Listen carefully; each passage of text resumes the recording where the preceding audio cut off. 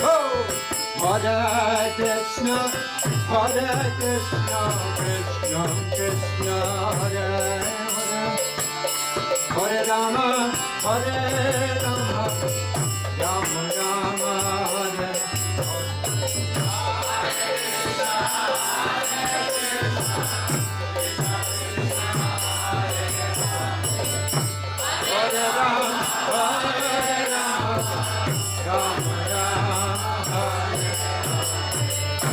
Hare Krishna,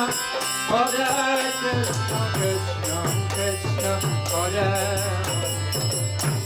Hare Rama, Rama Rama, Hare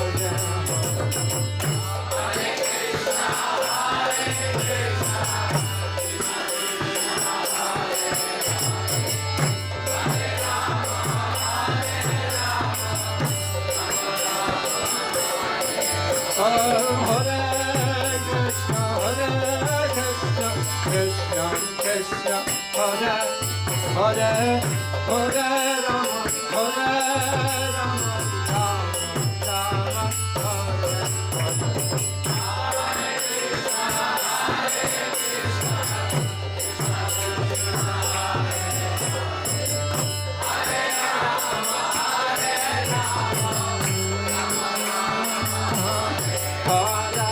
Krishna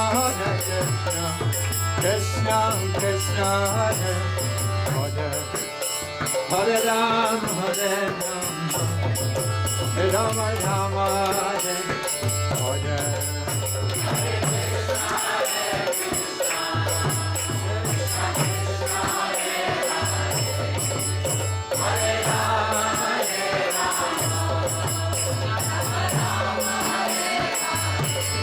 Jaya Gaurani Jai, Gaurani Jai, Gaurani Jai, Gaurani Jai,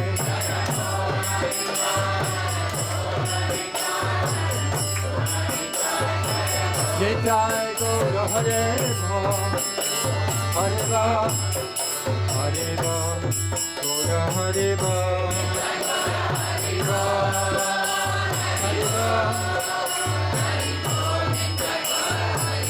Jaya Jaya Prabhupada, Prabhupada,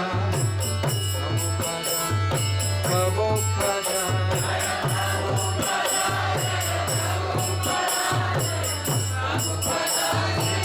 Jaya Jaya Prabhupada, Prabhupada, Prabhupada, Jaya Jaya Prabhupada.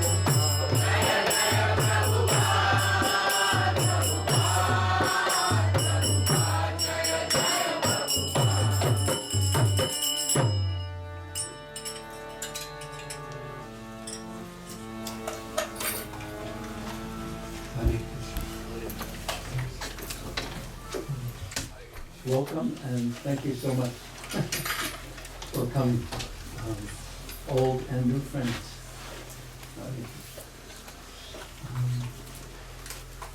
I think Srila Prabhupada, Hare Krishna, Prabhu. You okay? Still here? I thought I was the only one.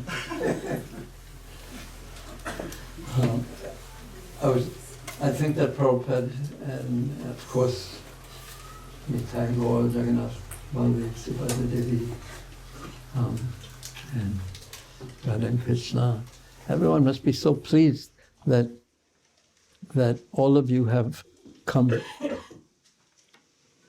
from so far away, well, not so far away, unless you think of Chennai or Bombay as far away. But why just come here when there are so many other things you could be doing, but you've come to hear about Krishna. And we have a plan. You're going to hear about Krishna and hear more and more about Krishna. Now it's obvious, you've taken it down. But no, it's okay, you keep it down. But I'll be speaking about a very auspicious day, even auspicious for Kaṁsa himself, because he was killed by Krishna. How wonderful and how fortunate, especially if you're a person like Kaṁsa. There's no better end. In the third canto of the Bhagavatam, when Diti hears that her son is going, what was Diti's son's name? Raise your hand. Raise your hand. Huh? Two illustrious sons. Who?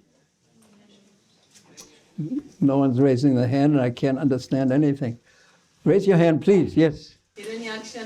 Yes. When she heard that they were going to be killed by the Supreme Personality of Godhead, she was so happy.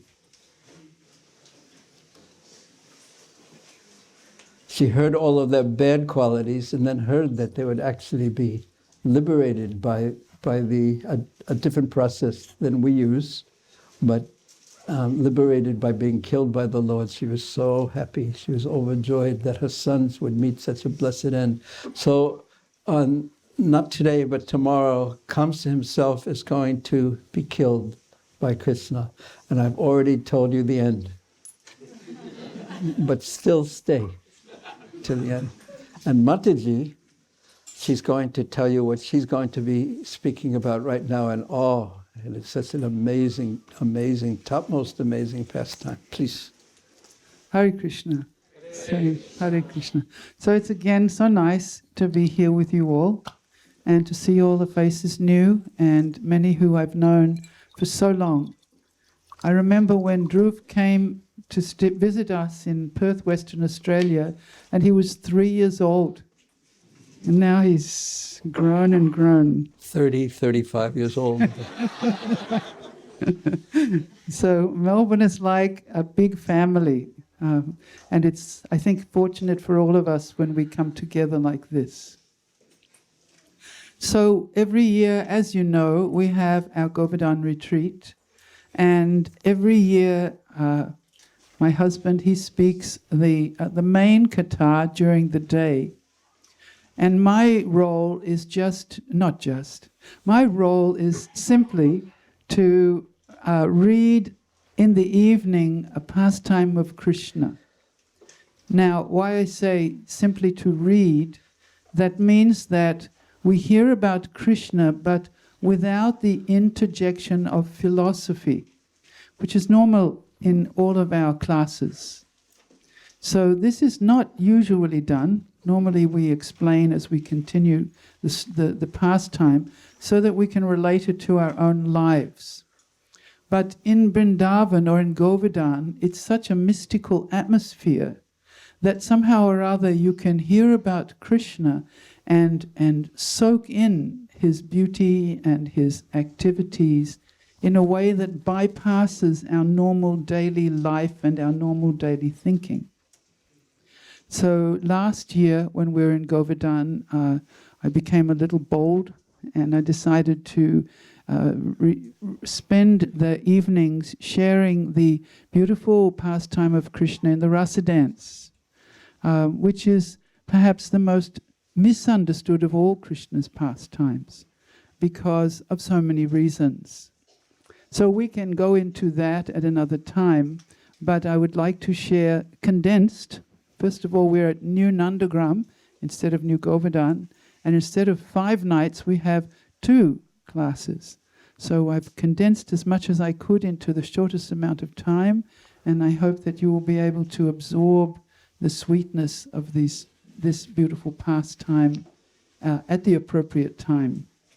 First, we have to hear about somebody has to be killed first. And then we can hear about the sweetness of Krishna and his beauty. So that is my contribution, which I'm very happy to offer to all the devotees who have come here with eager ears to hear and to learn and to have their hearts moved and touched by Krishna's special mercy in the form of hearing about his pastimes. Thank you. Hare Krishna. I'm going to retreat. Yes. This is a retreat. You can retreat. It's okay. Yeah, you can take your microphone with you. No, I'll do it here. Okay.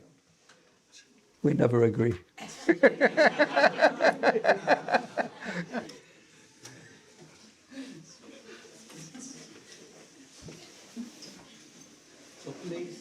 please take advantage of this opportunity, because in our lives we have so many countless things that we have to do.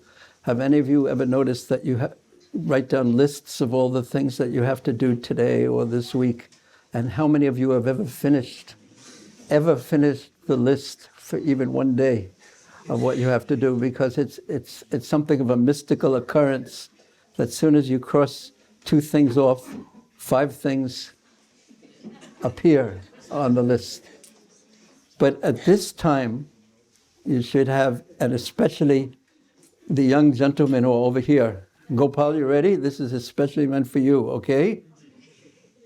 That you have nothing else to do, and this is so important to keep this in mind, that this is actually a special time. Because at this particular time, you have no other engagements, nothing else to do, except try to become absorbed in hearing and thinking about and speaking about Krishna, and try to chant the Hare Krishna Maha Mantra in a deep way, in an ever deepening way. The problem, of course, with chanting every day, as we have taken our vows to chant every day, is that when anything that we do every day tends to become mechanical. I even heard Prabhupada once say in the very early days that mechanical chanting is also an offense. Because we are meant to interact with the holy names. Because the holy names, Krishna and Sri Radha, they are persons, they are people. They exist in their holy names. They exist in the Bhagavatam. They exist in the association of devotees. They exist in the deity. They exist in the holy places, the holy dhams. They are there. And if we become a little bit trusting of that principle and try to interact with Krishna there, then what will he do?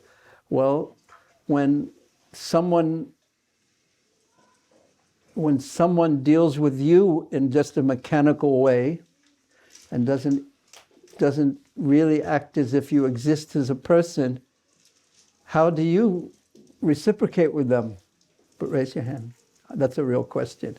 How do you reciprocate with someone who doesn't, like if you go and say the office or your house and no one says hello to you, no one says good morning to you, no one says anything to you, and they just ignore you and make believe you don't exist, how do you reciprocate with them? Raise your hand all at once.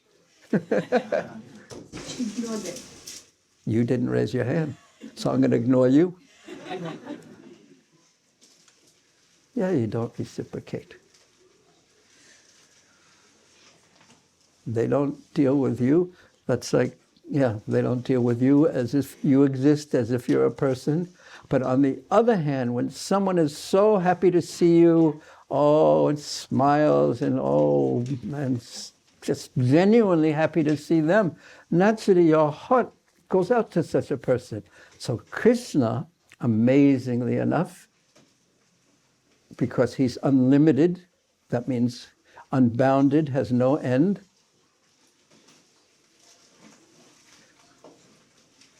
Hare Krishna.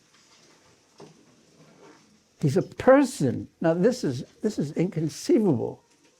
Actually, it's inconceivable. Achintya Ved Aved. Tattva, Prakash, Krishna is inconceivable. And the most amazing part of Krishna is that he's a person.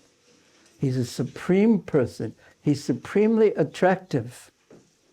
So if we interact with him, and then he will reciprocate differently depending upon how we interact with him. And that's one of the messages. Now we can turn it on. That's one of the messages of of this particular pastime that we're going to hear about. Just pay attention to all the different people who will interact with Krishna.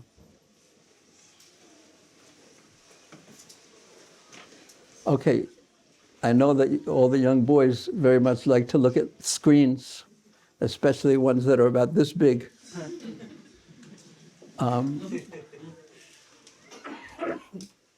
But so my imagination of that is that's not straight, because otherwise we're all going to have to go like this, or at least I will. Is it my imagination, or is it just the way that it is my imagination? That's what wives are for. Right? Sorry. Prana, you look so healthy. It's so nice to see you. Healthy, happy, etc.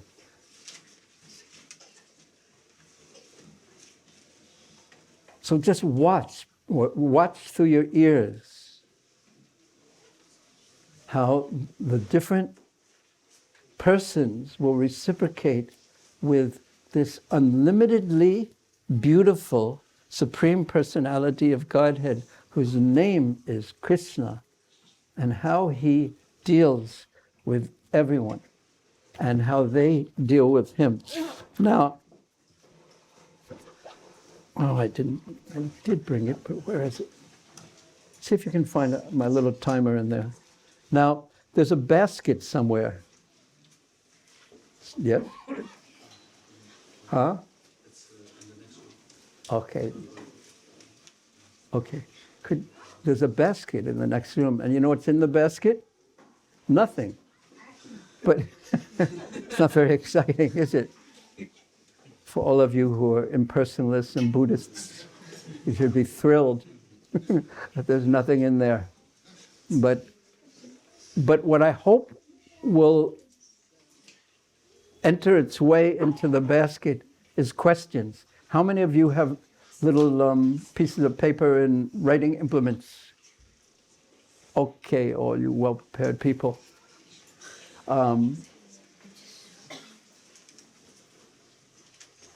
Sarvasanta Krishna, you're late. Ready? Still keeping your Delhi ways. Thank you for coming. Hare Krishna. The rest of the team is here? Okay, good. Yes, so we will interdisperse our talk with asking and answering questions. So if you have any questions, hopefully also about what we're talking about, but about anything in general, you can write them down and put them in the little basket, but not while we're talking. And if you want to say who it is who's asking the question, you can. And if you want to keep it without writing your name, you can. And if you want to write somebody else's name, you can't. But I can't stop you, actually. But I shouldn't have given you that idea. But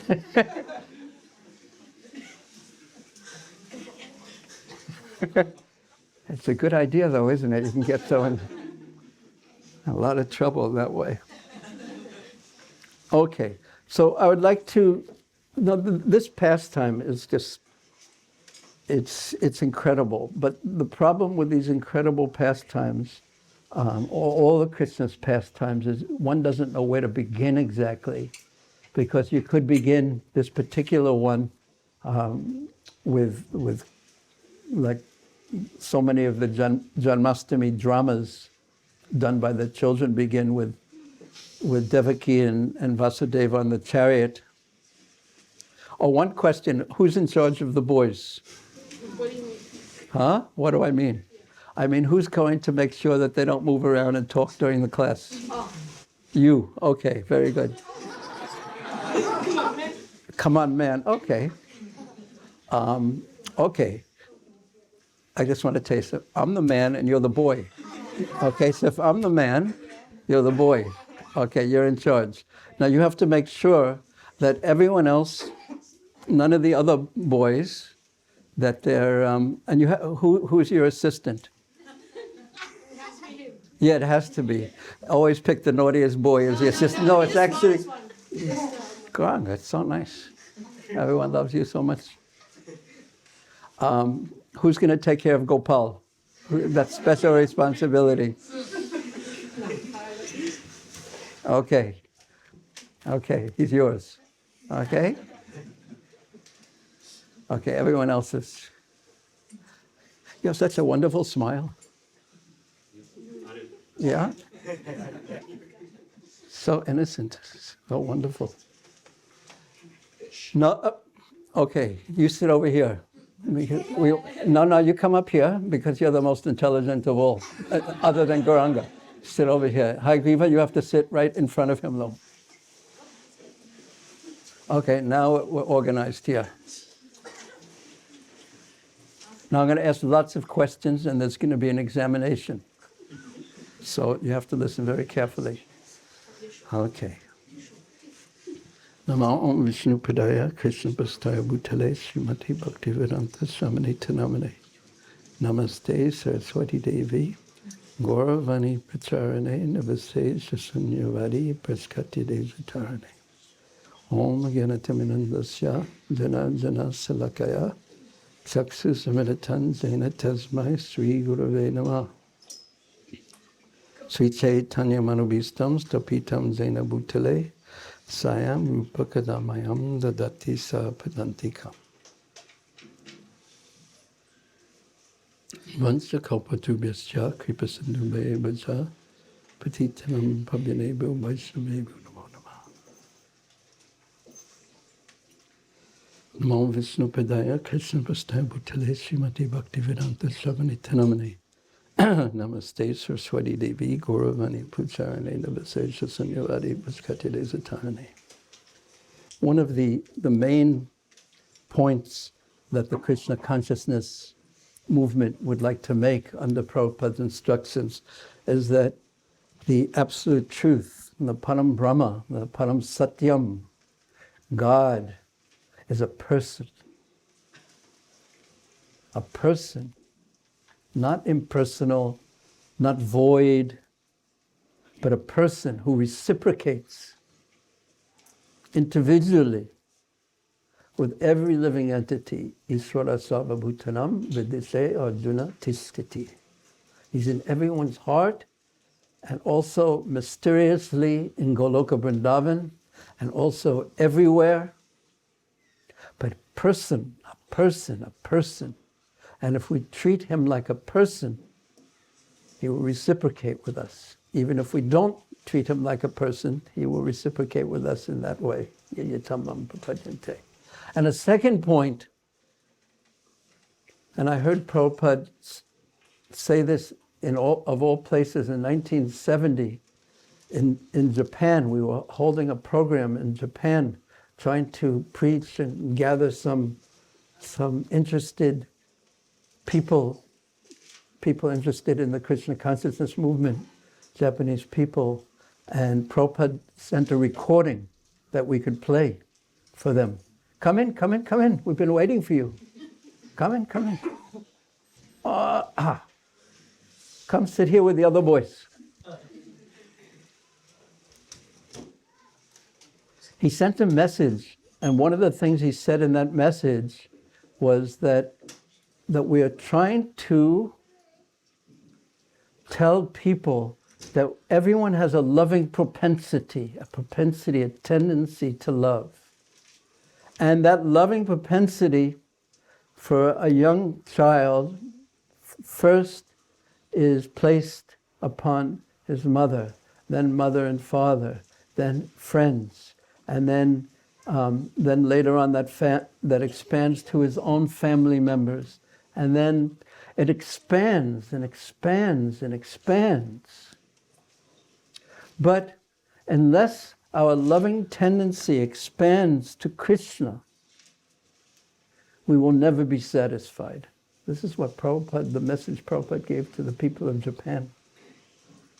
So that Krishna should be the object of our love, the ultimate object and the immediate object of our love. and that he's a person, he explained, is the purpose of the Krishna consciousness movement. So the problem in beginning a pastime like this, as I said, is where to begin. And it's a problem because one pastime is connected to the other, that can go all the way back to Vasudeva and Devaki on the chariot, with Kaṁsa driving the chariot, and it can even go back before that, as the first chapter of the 10th canto of the Bhagavatam explains, is because we see even in our own lives, we see the immediate events of what's happening to us. Everyone think of something that's happening to you. Good, bad, think of something. Except the young boys under 8 don't have to think about anything. But above 8, you have to think of something that's happening to you. And of course, young boys can't think these things. Think of something that's happening to you. Now, what is the cause of it? What is the cause of that thing? We're always trying to figure out what the cause is, so that if it's something good, we can increase it. And if it's something bad, we can push it away. But as the 10th canto begins, even with Krishna's birth, there was a cause on the Devata level, on the demigod level. When Bhumi approached Brahma and they went to the ocean of milk and they prayed to Lord Chiradakshay Vishnu, Brahma prayed, and then there was a voice, and Krishna, in the form of Chiradakshay Vishnu, said he would come. So that there is a cause on the demigod level of everything that's happening to us too. But then, even more mysteriously, Krishna is Sarva Karana Karanam, that he is the cause of all causes. So behind even the smallest thing that's happening to us, that we're trying to manipulate on that level, and then we can even try to manipulate it on the Devata level, on the demigod level. But Krishna is the ultimate cause, and we can't manipulate him, because he is the supreme transcendental autocrat. He is the ruler. But, as we shall hear when Mataji speaks, and also as we will hear here, and the whole Bhagavatam wants to teach us this. The whole Bhagavatam wants to teach us that even the unlimitedly all-powerful Supreme Lord can be controlled by love, by bhakti, in a special mood. And that's going to come out even as Kaṁsa dies, before Kaṁsa dies. So, we shall begin when Krishna leaves Vrindavan, which is, I won't talk about that very much, because aside from not being qualified to speak about that very much, but it is so heart-rendering, and it requires so much talking and explanation. Krishna's leaving Vrindavan, and the crying and the prayers of the gopis and Mother Yashoda, and Krishna, when Krishna is leaving, Mother Yashoda, Krishna knew that she wasn't going to be able to, practically speaking, survive. So he sent her a message saying, "Oh, Ma, when I get to Mathura, I'm going to be so hungry. Please make me something to eat now and send it. So when I get to Mathura, I'm going to eat. I'll have something to eat." So Mother Yashoda, by having some cooking to do for Krishna, some preparation, it kept her alive. We're getting a glimpse of what love is. We get hints of what true love actually is. We get hints at who is the reservoir of love. the Ashraya of love. Because the Bhagavatam wants to bring us there, to understand the love that is so powerful that even Krishna can be controlled. So Krishna leaves, and Akrura stops and have any of you been to Akrura Ghat? Raise your hand. Yes, so many devotees have been there. Near Batral in Vrindavan, near the place where the Brahmins' wives met Krishna and where they were doing the yajna. And then they arrive in Mathura, and who is the chariot driver? Raise your hand, for Krishna and Balaram. Yes. Yes, very good. But at this particular time, thank you. What's your name? Very nice, Anna. But who was driving the chariot of Krishna and Balaram at this time? Raise your hand, no. Our patience has a limit. Yes. Yes. Akrura. And then immediately when they got to Mathura, what did Akrura say? Does anyone know? No? Raise your hand. What would everyone in this room practically say if they were driving Krishna? Yes. Please come to my house. Yes, please come to my house. You can come to my house. And Krishna said, yes, yes, but not now. But actually when Krishna said that, he actually meant it. Because in Akrura's prayers to Krishna, because there's 3 times where Akrura offers prayers. And in one of his prayers here, this is the second set of prayers, he called Krishna Yadu Uttama, O best of the Yadu dynasty. And Krishna said to Akrura, Yadu Chakra Druham Hatam. When I kill the enemy of the Yadu clan, then I will come. I first have to do my duty. And then Akrura, very sad, he went to report to Kaṁsa that he had done his duty for Kaṁsa. And then Krishna and the boys, they wanted to see the city of Mathura.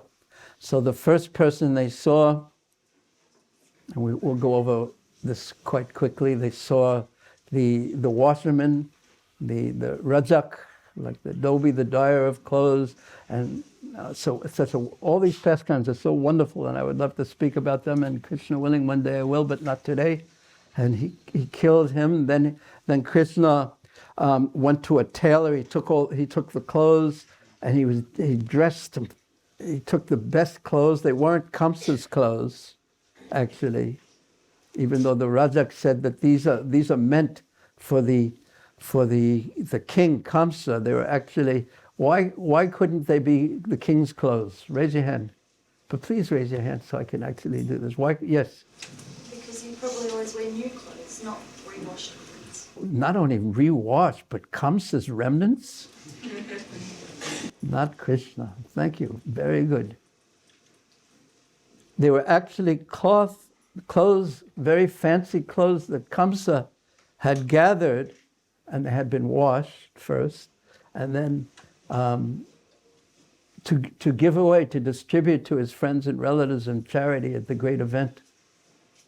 So the tailor, he made beautiful, beautiful clothes out of this cloth for Krishna, and the ornaments were very, very, very soft. The armbands were very, very soft, because Krishna wanted them soft because he was going to engage in a wrestling match soon, and you can't have hard ornaments when you're wrestling, otherwise your body will become injured.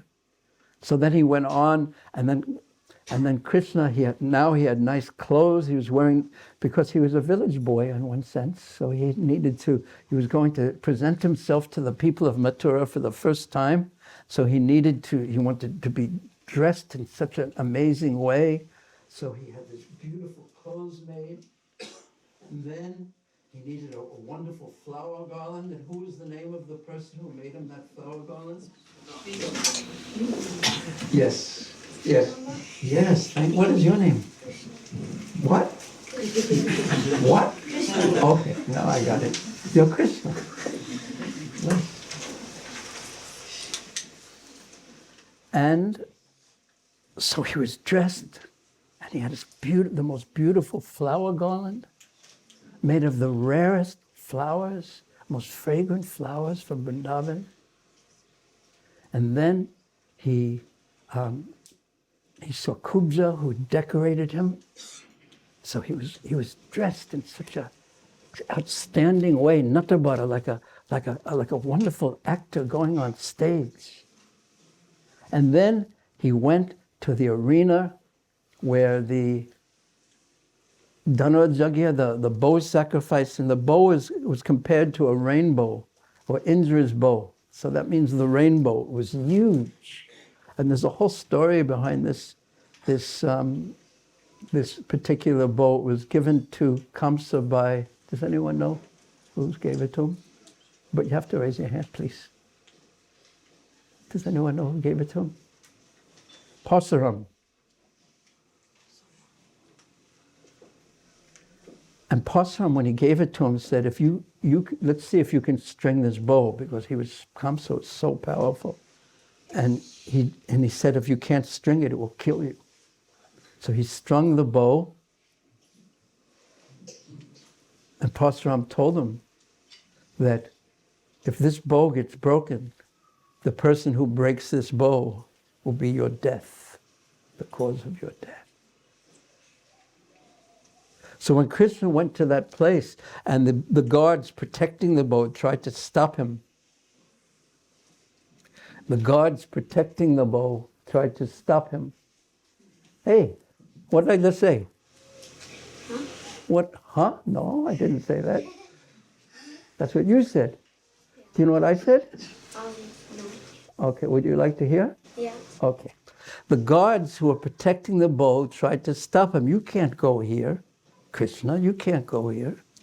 And he said nothing. He just pushed them aside, went to the bow, picked it up, and stringing it, broke it.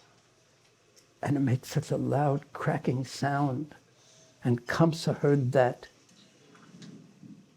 He knew. But this is such an amazing point, amazing to me, that although he knew that Krishna was the cause of his death, he invited Krishna to come to kill him. He knew that the person who broke the bow was going to cause his death, and he knew it was Krishna who broke the bow. He still wouldn't surrender. If he would have just gone to Krishna and said, "I'm really sorry I put your parents in prison. I'm so sorry I killed your 6 younger brothers. Please forgive me." And if he would have placed himself at Krishna's lotus feet, Krishna is so kind, he would have immediately forgiven him. But this is what it means to be a demon, that I don't care. I will never surrender to Krishna. I don't care. And we'll see this characteristic in Kaṁsa up to the very end of his life. Does anyone have a little Kaṁsa within their hearts too? Or is it only me? Did you ever ask, why is surrendering to Krishna so hard? Did you ever ask yourself that? You don't have to raise your hand for this one. Did you ever ask that? Why, completely giving yourself to Krishna? Why is it so hard? Fear. But what are we afraid of? Anyway, this is a whole another topic. So Kaṁsa heard that. And then Krishna, after doing that, and Kaṁsa sent armies to kill Krishna at that time. And Krishna, he and Balaram, he gave half the bow to Balaram, he took the other half of the bow, and they just killed all of Kamsa's army. And Kaṁsa saw that and heard about that as well. And that night, Kaṁsa could not sleep.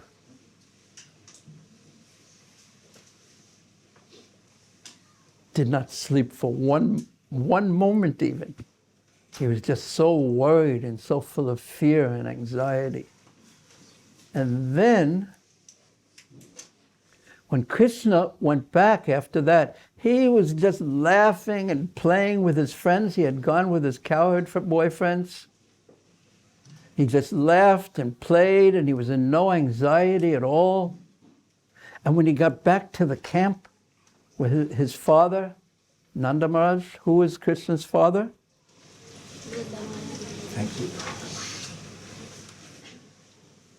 He was thinking, oh, why did I bring my boy here? Now look what he's done. He's broken the bow. Who knows what Kaṁsa is going to do tomorrow to him? Who knows? And all night long, Nanda Maharaj was in so much worry. Oh, I should have kept him home. I shouldn't have brought him. Oh, this Kaṁsa is such an evil person. Why did I bring my boy? He was thinking like this in love, and he could not sleep. And Kaṁsa also couldn't sleep. But there's such a difference. One is due to envy and fear, and the other is due to pure love. But Krishna and Balaram and the cowherd boys,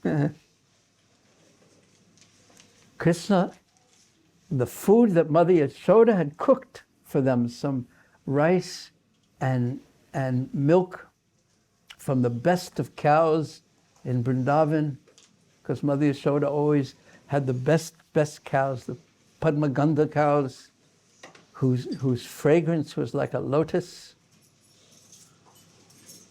She sent that milk to Krishna, who she fed the sweetest, softest grass. She had sent that milk to Krishna. And she was actually drinking. The cow's milk is their affection for their calf. So when someone drinks proper cow's milk, what to speak of these cows' milk, these cows who love Krishna, they're drinking affection, the motherly affection, and it's so nourishing for that reason. So Krishna and Balaram and the cowherd boys, they laughed and they played, and then they went to sleep with no problems at all, no anxiety. And now we are ready to begin the final day of Kaṁsa's life. Now, everyone knew, maybe, could you make this a little louder because my voice is not very good these days. Okay, good. So everyone knew that the wrestling match was going to take place early the next morning. And Nanda Maharaj went early. And Kaṁsa had made, a little bit lower now, he had set up a grandstand, just like, what is it called, the MCG? Yeah, MCG. Raise your hand if you've ever been in the MC, never mind.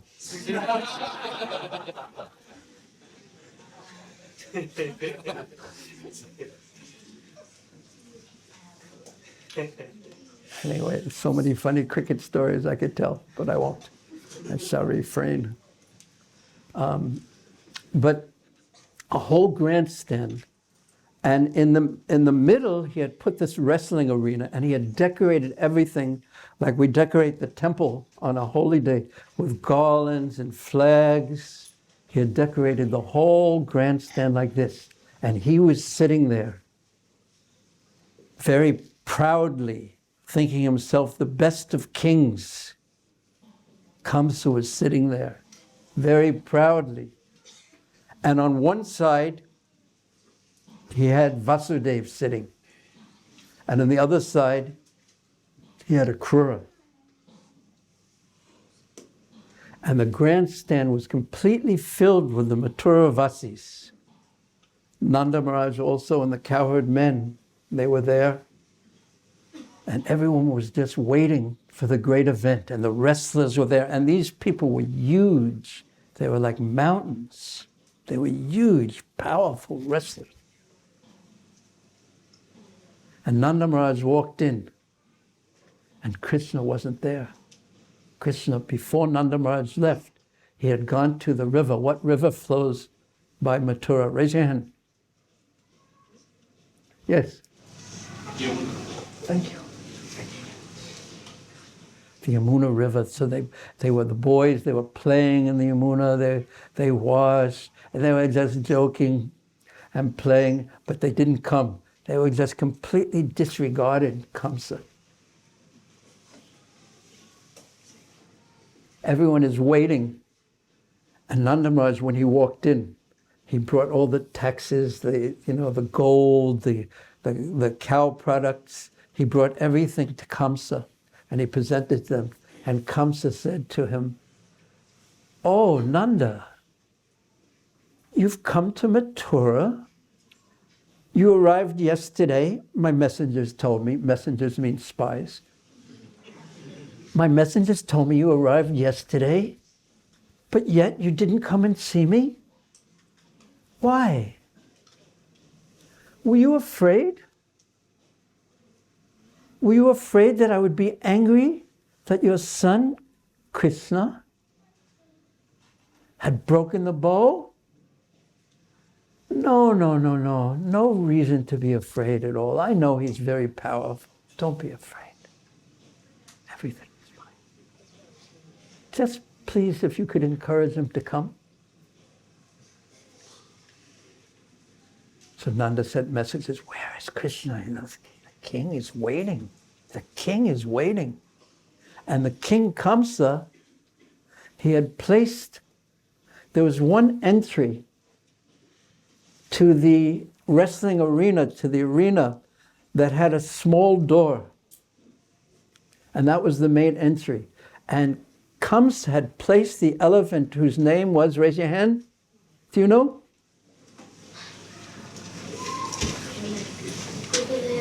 Yes. Gopal, do you know? Yes, thank you. You know? Yeah. Yes. Yeah, and there's a whole story of how Kuvalayapida, from the Garga Samhita, how Kuvalayapida and Chanora Mastika, how they became Kaṁsa's servants. These were powerful wrestlers and this powerful elephant. And Kaṁsa was so powerful himself. He went to Chanora and Mastika and said, "Let us wrestle, but with one condition. If you defeat me, I will be your servant. But if I defeat you, you will be my servant." And they agreed. They were so proud. And Kaṁsa just picked them up and bashed them to the ground. And in this way, they became the servants of Kaṁsa. And Kuvalayapida, Kaṁsa had taken him. He was so powerful. He had thrown him far away. He had come through Kaṁsa's camp at some point. So although Kaṁsa was so proud and so powerful, and this is a point that you read about in the Bhagavatam with Hiranyakasipu, with Kaṁsa, that although they were so powerful, their power was their own. And we tend to want to protect ourselves from fear, all the things that we fear, by gaining some kind of influence and power and strength or finances or whatever we can get together, because these things are helpful to control. And power, you need power. With power you can control, and with control you can protect. But no matter how much power we get together, no matter how much strength or control that we get, we will always be afraid, because it is never enough. It is never enough by our own strength, because what's the verse from the Bhagavad Gita where Krishna says, "Death I am, Mrityu"? Someone say it. Okay, everyone together, instead of raising your hands, everyone say it loudly. Mrityu. That Krishna is there in the form of death. Terrifying death. unstoppable, terrifying death. So everyone is afraid, ultimately, of Krishna. But again, it brings us to the point of how to protect ourselves. How deeply realized one has to be fearless when facing death. Now that's the test. Because it's easy to sit up here and give lectures and everything like that. But when one hits the point of fear of that, when one is confronted with that, it causes what to say.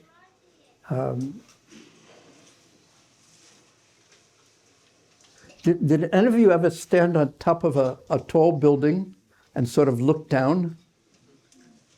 What does it feel like?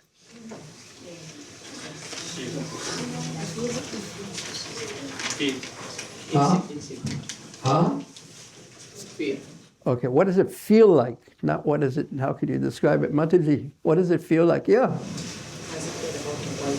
But what does it feel like, the feeling? Where do you feel that? Yeah. Like your feet feel like feeling weird, and how do you describe like this? Feel like heavy. Yeah, you feel scared and heavy. But what does it feel like? Yeah, it feels like you're on an edge, I guess. Yeah. Okay. Good. Very good. Yes. You feel thrilled, kind of. Thrilled. Now there's a daring young man. Yeah. We thought you were a Brahmin. Now you're a Kshatriya for sure. We could see. Tell me more about what it feels like. Anyone's done that? Huh? But where do you feel it? In your feet. Yeah, that's where I feel. Yes? Did you ever have that experience? And it's like a terror enters your heart. This is the chakra of Krishna, actually. The time element. It's not intellectual, but it's fearful. So,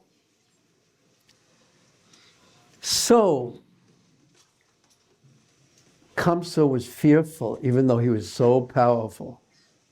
He was proud. I am the best of kings. But he was afraid because Krishna was coming. And Krishna was playing. And then suddenly, while Krishna was by the Yamuna, they heard some music. That's coming from the computer, right? We need some, this one we need some really big speakers for. No, never mind, next time. The drums and the music, they were all playing this in a very enthusiastic, okay. No, okay, keep it going, it's okay. They were playing this music, like military music, to get everyone inspired about get the wrestlers especially inspired. So when Krishna and Balaram, when Krishna heard the drums playing, and now we're turning to the beginning of the 43rd chapter of the Bhagavatam.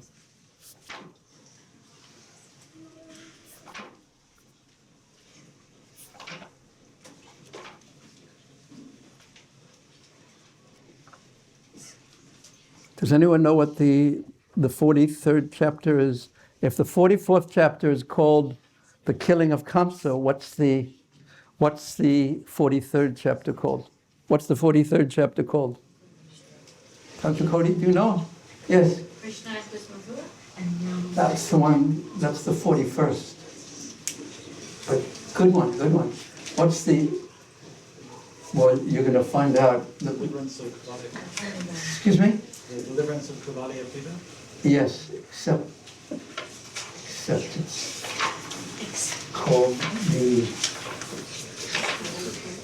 Oh yeah, here in the Krishna book you call that, and here it's called Krishna kills the elephant. Sort of a little more straightforward. So Sukadev Goswami is narrating this, and who's listening? Now I want you boys to listen very carefully and be ready to answer every single question. Raise your hands though. Who was Maharaj? Oh.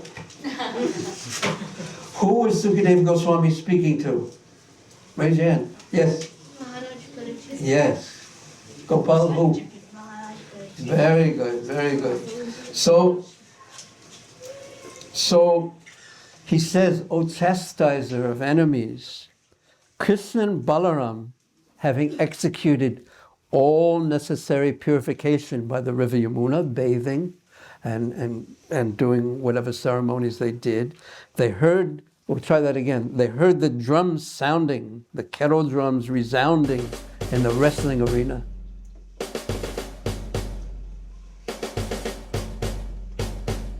And they went there to see what was happening.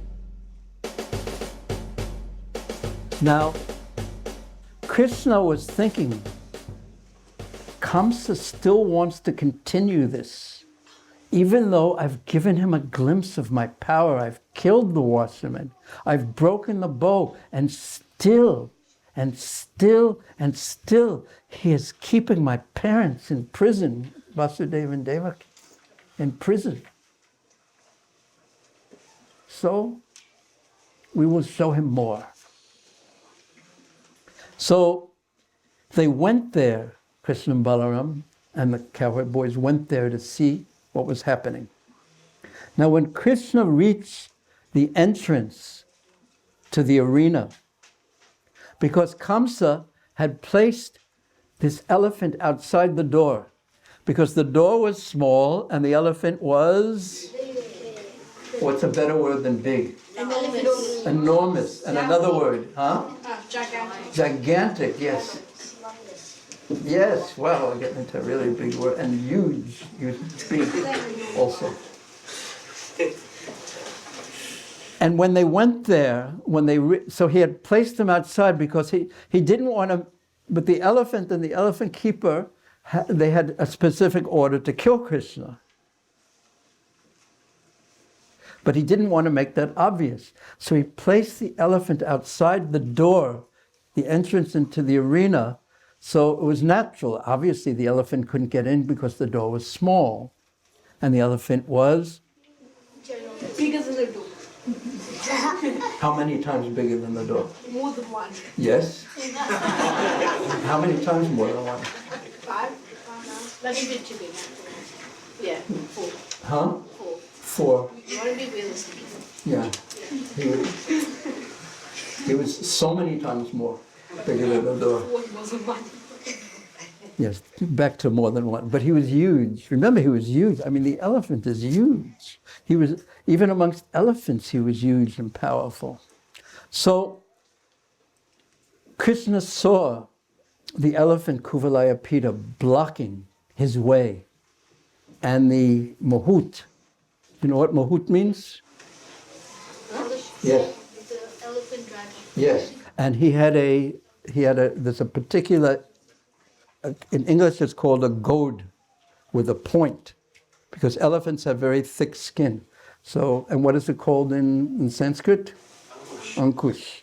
So he was pushing the elephant. The elephant was already angry by nature, but the elephant was blocking his way, and the keeper was urging him. Now, Krishna, when he saw this, of course, he immediately knew what was going on and what the plan of Kaṁsa was, and what the plan of the elephant, the Mahut was, the elephant, the driver. Excuse me for one moment.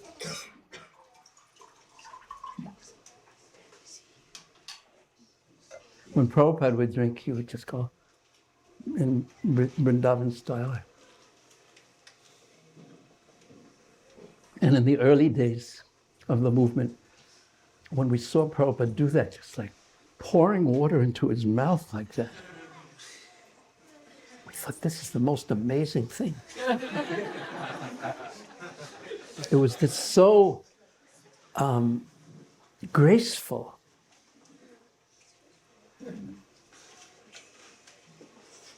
and none ever dribbled down his shirt or anything like that. So Krishna, he knew what the elephant driver was going to do, what the plan was. And he immediately tightened his belt and he took off his shirt, his kurta, and because he was dressed in all this amazing clothes, bright, new, amazing. So he took this off and he tucked his hair underneath his pagri. Pagri means turban. And then he realized, no, this is not enough. So he took with the belt he tightened, and with his upper cloth, he tied his hair back.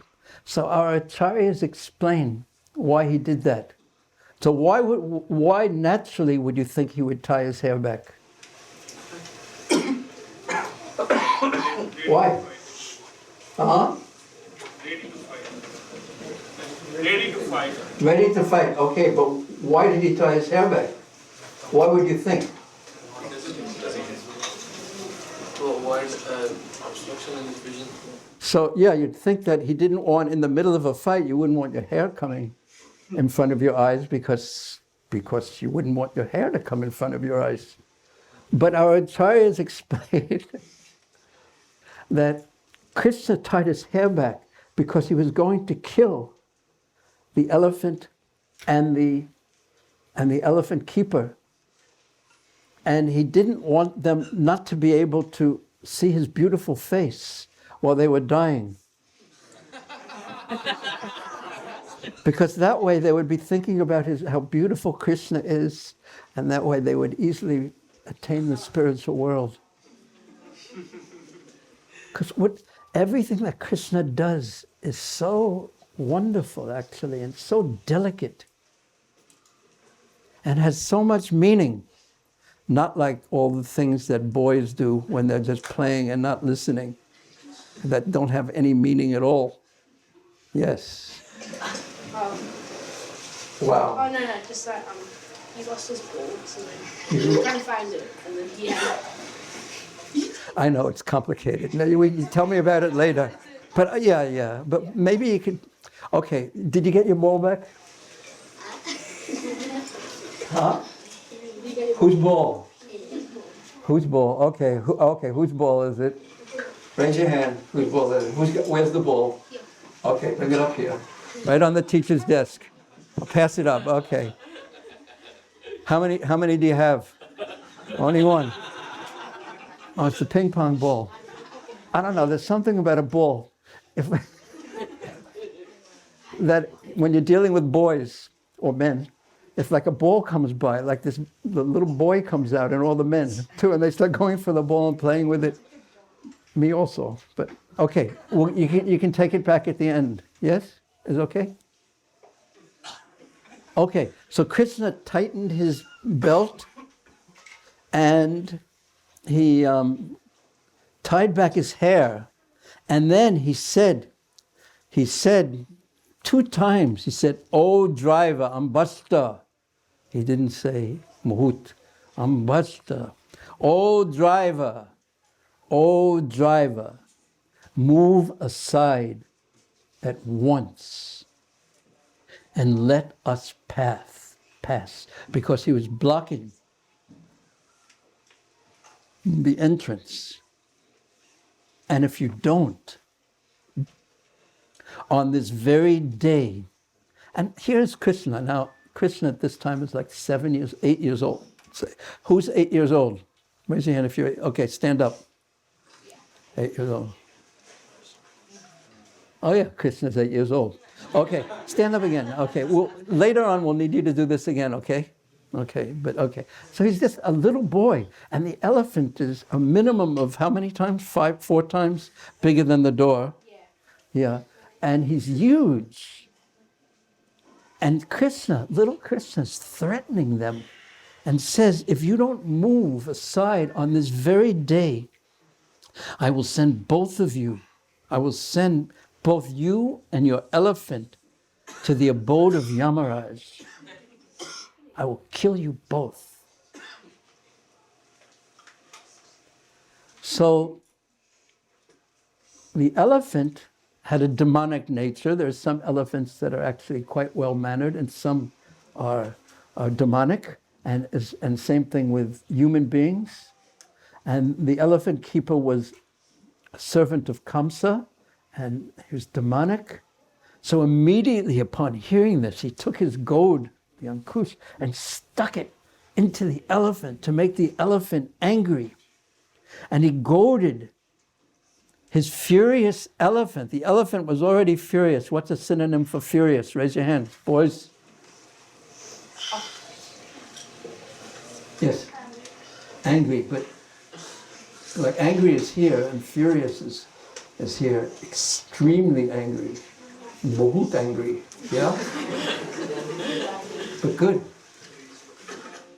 So he appeared, the elephant appeared equal to time, to death, and to Yamaraj.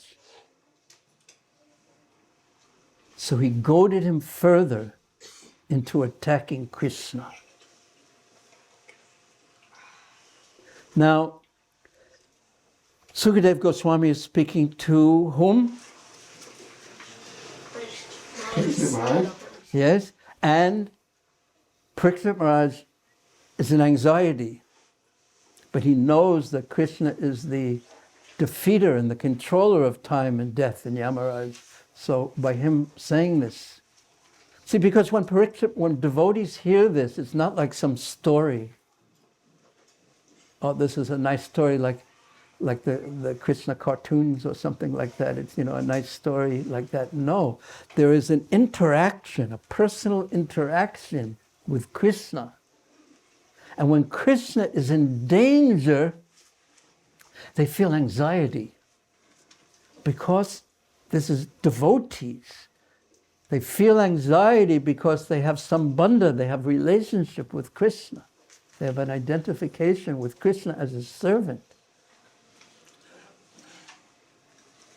So Maharaj Parikshit, when he hears that Krishna may be in a difficult circumstance, he feels an anxiety, and Sukadeva Goswami encourages him because he's saying this because Krishna is the controller of time, death, and even Yamaraj. So then, okay, we have to go to a slide here, and we will. Yeah, Karindras. So Kari means elephant. So when the Indra of elephants, the Lord of elephants, he went running towards Krishna. This powerful elephant went running towards Krishna. And Karena, translated is with his trunk. Tarasa, he violently seized Krishna with his trunk.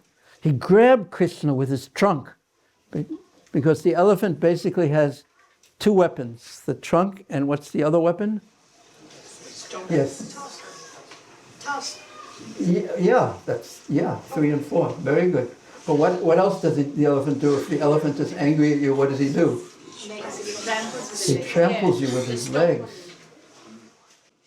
So he grabbed him with his trunk. Violently, he seized him, and then karad, vigalita, somam, Krishna, by his power, he slipped away. He escaped from the grasp of the trunk. And the one thing the elephants tend to do, when they grab you with the trunk, you know what they tend to do, Guranga? Go. What do the elephants do when they grab you? This is a warning to you. Be careful of elephants when they grab you with the trunk. You know what they tend to do if they're angry at you?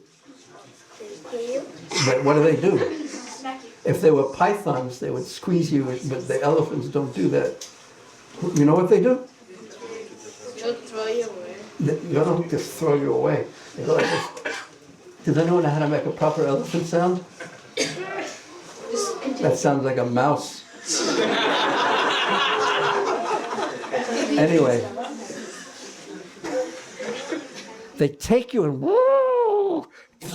and then throw you to the ground and kill you in that way, and then they'll trample you. So very, very, very heavy. So the Lord, at this time, he freed himself. He allowed the elephant to grab him because Krishna, this is one of the aspects of Krishna, he's so playful. So he wanted to engage in a good fight with this powerful elephant. So he grabbed him and Krishna freed himself. And then, Nahatya agrishu aliyata, after he went behind him, in between his legs. So remember, all the people are watching. So we're seeing the relationship here between the elephant and the elephant keeper, and Krishna, and the cowherd boys, and Balaram is watching Krishna, staying close to him at every moment, in case Krishna needs any help. And he's acting out of the greatest love. And Krishna disappears between his legs. And the elephant becomes more angry. Go to the English. Okay, who's going? Dhruv, you read, please. Loudly. The lord of the elephants charged Krishna and violently seized him with his trunk. But Krishna slipped away, struck him a blow, and disappeared from his view among his legs. So before he went between the legs, he hit him. He slapped him. Then next, I actually wanted to go over, because it's so dramatic what Krishna does. Next one. And then, whoops. Yeah. So we'll go over in detail this fight. I found it so interesting. So just imagine the elephant who's, I'm so powerful, he grabs Krishna and he shows Krishna's power, and Krishna releases himself and slaps him. And the elephant, how do you think he felt? Sad. He wasn't as gentle as you. How do you think he felt? I mean, if you were trying to do something, then this is such an insult. He slaps you. More furious. Yes, he became still more angry. And then he couldn't find Krishna. Sankruddha. He became infuriated, filled with fury at Krishna, and he couldn't see him. Achakshana. He couldn't see Krishna. And then, how does the elephant, because elephants don't have strong eyesight, but what's their strong sense? Smelling, yes. So then, Grahana Drista Sa Keshavam. He tried to find Krishna with his sense of smell, which means Krishna was behind him, in between his legs. He put his trunk back, trying to smell and find out where Krishna was. Keshava. And then Param Ristat. Pushkarena. Pushkarena means, it implies the lotus flower, but it also means trunk. So when Krishna, he tried to see, he again sees Krishna from between his legs, by his trunk, by his sense of smell. And then, and our acharyas explain that because Pushkarena means lotus flower, and also it means trunk, that the trunk became, even though he's trying to capture Krishna, it became very soft, like a lotus, from touch with Krishna, because that's what happens when one touches Krishna in one way or another. One's heart must become soft. So the angry elephant's trunk became soft, and then Sa Prasaya Vinigata, Krishna again became freed. He freed himself. So for a second time, the elephant caught him, and Krishna freed himself. Please read. Next. Infuriated at being unable to see Lord Keshava, the elephant sought him out with a sense of smell. Once again, Kavalayapida seized the Lord with the end of his trunk, only to have the Lord forcefully free himself. So he first grabbed him, and then Krishna slapped him, freed himself, then went between his legs, and then, next. Putse means by his tail. Pragriha, Krishna grabbed him by his tail. And Ati Balam, Ati Balam means he was very powerful. He grabbed this very powerful elephant by his tail, and then Dhanushana Pascha Vimsatim, he pulled him, he dragged him, Vichakarsa. He dragged him for 25 Dhanusha, bow lengths. Now that's not a measurement that we're generally so familiar with, but a bow length is like this, approximately this much, 6 feet. This is approximately 18 inches, and a bow length is 2 of those, about 6 feet. That's what a bow length is. So 25, without taking out your mobile phones, boys. Okay, 25 bow lengths is how many feet or meters or something? That's far. He pulled the elephant by his tail. Now remember, this is a big, big elephant, and he's got this little tail, right? So could you imagine what it felt like from the elephant's point of view? What to speak of the humiliation of being pulled by this boy this size. Stand up. There's a little boy who's very, very, very beautiful, and the elephant is being pulled for 150 feet. And how many meters is 150 feet?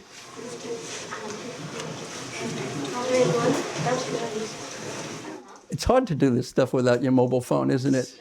Google, how many, Siri. No, you have to hear the first time. You missed out. You have to listen. Okay, so then he dragged him, the elephant, he dragged him, just like Garuda playfully drags a snake, a big snake. See, sometimes you see these big, I've seen this on YouTube. There's like big snakes, and they're starting to terrorize people. And then there's an eagle in a tree, and he just swoops down, and no one noticed the eagle there. He swoops down and just grabs him, and then pulls him around and plays with him. What to speak of Garuda?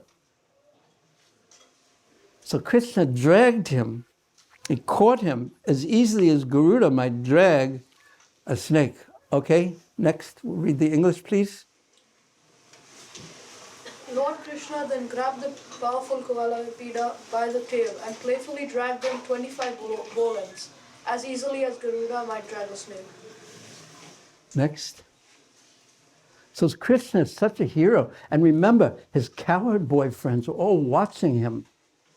Just imagine what they are feeling when they're seeing Krishna do this. They're thinking, oh, look how wonderful Krishna. He's our friend. He's from our village.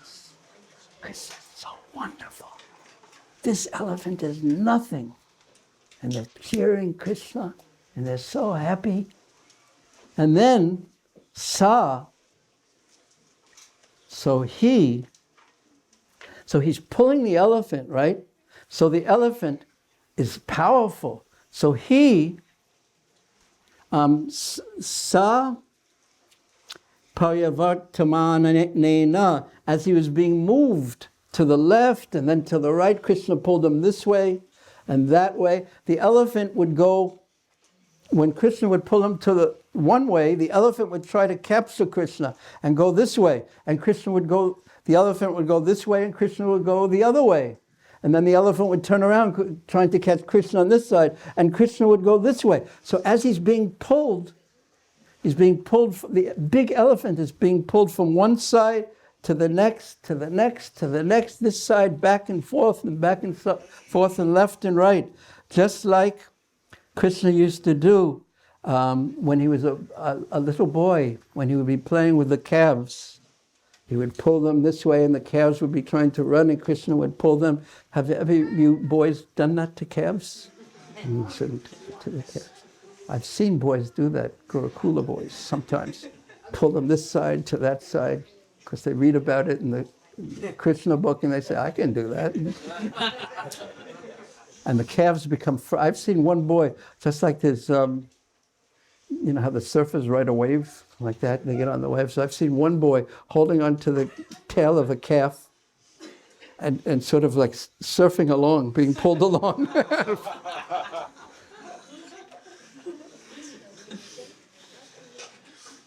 Okay, you can read. As Lord Acharya held onto the elephant's tail, the animal tried to twist away to the left and to the right, making the Lord swerve in the opposite direction, as a young boy would swerve when pulling a calf by the tail. And then the next. And then, tata abhimukam abhyeta, Krishna came right in front of him. So the elephant now is somewhat bewildered, being pulled around by Krishna. And then Krishna stands right in front of him. And then, panihatya varanam, panina ya ahatya, he slaps the elephant right in the face. And then the elephant is still thinking himself so powerful. So he runs after Krishna. Padravam patayam asha. And then Krishna falls to the ground while the elephant is running after him. So the elephant then thinks, now I'll show Krishna something. So he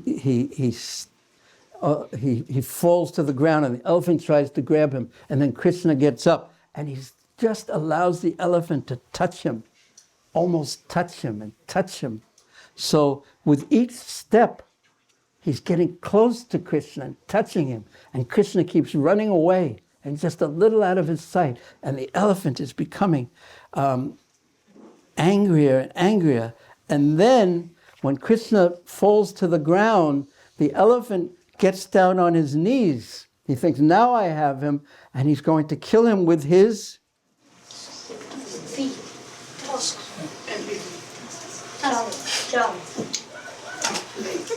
I'll give you a hint. Dant. Yes? You're sitting with the boys, so that's what happens. So he's about to do that, but Krishna slips away again. And then the elephant falls to the ground. And then, next, we'll just, without reading the next one, just go to the Sanskrit. And then, sa davam kridaya bomam. Then Krishna then falls to the ground again. So he's just playing with the elephant. Pativam sahasa utataha. So then he gets up. Krishna falls to the ground and then gets up quickly. And then the elephant, thinking that he's fallen, the angry elephant, because Krishna stayed for just a moment on the ground, with his tusks, he was trying to stab Krishna and kill him, pierce Krishna's transcendental body. He had so much anger and envy in his heart. He was trying to kill Krishna, even though Krishna was so beautiful. And the same thing happens with Kaṁsa. Kaṁsa sees Krishna. And we'll hear the wrestlers, they also see Krishna. Because sometimes we think that if I saw Krishna, he's so beautiful, if I saw him, if I only saw him, then I would naturally give myself to him completely. But Kaṁsa saw him, the elephant saw him, the keeper of the elephant saw him, but they had the wrong consciousness. So did they, Kaliya saw him,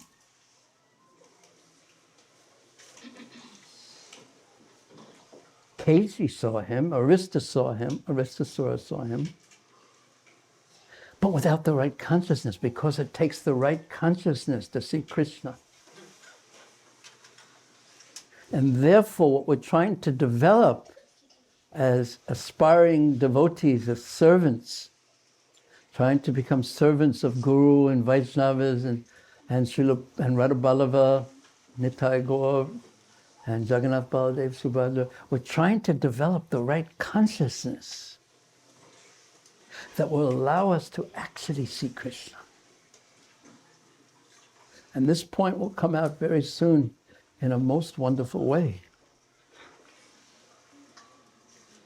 So Kuvalayapita, when confronted with the beauty of Krishna, and even after experiencing his power, he tried to stab him with his tusks, with that soft, beautiful body. Just imagine what consciousness that would have to be to try to pierce that body.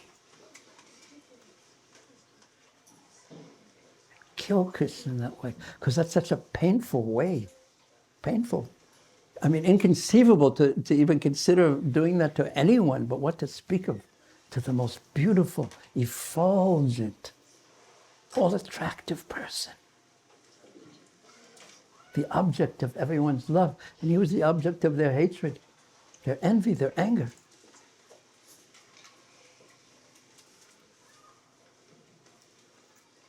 But Krishna quickly moved out of the way. And the elephant's tusks went into the ground. Danta, the tusks, went into the ground. The elephant was on his knees, but Krishna had fled, and the elephant's tusks struck the earth. Chitim means the earth. They went deep into the earth. And then the elephant, just go to the next one.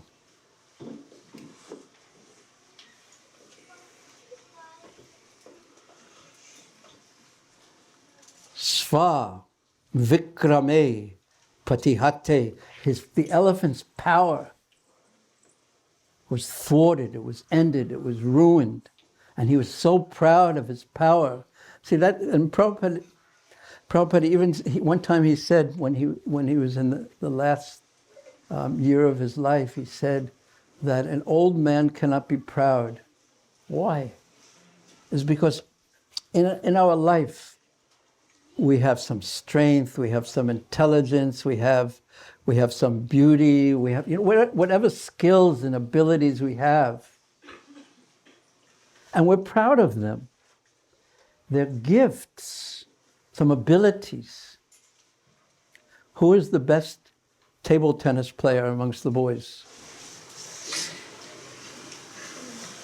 Yeah?